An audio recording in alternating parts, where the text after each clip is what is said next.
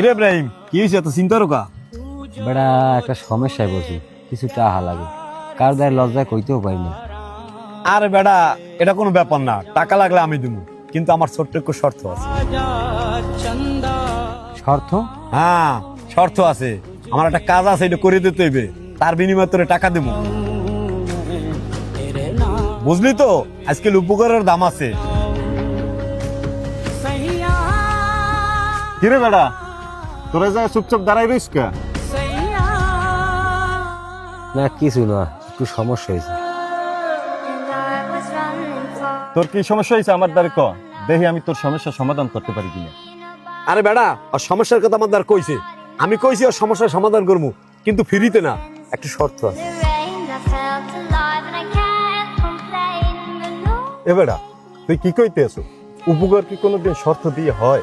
আরে বেটা, তুই বোঝো না, এই যুগে ফ্রিতে কিছু পাওয়া যায় না।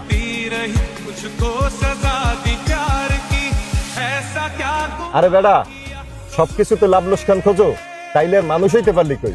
ইব্রাহিম, এই যে কিছু টাকা আছে, যতটুকু পারলাম দিলাম, পারলে ফেরত দিস, না পারলে লাগবে না।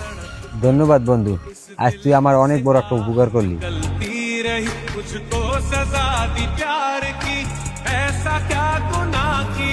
শোন ফুরকান, যে উপকারের বিনিময়ে কিছু চায় সেটা ব্যবসা, আর যে বিনিময় ছাড়া কিছু দেয় সেটাই সত্যিকারের উপকার। সত্যিকারের উপকার কখনো শর্তে বাধা থাকে না।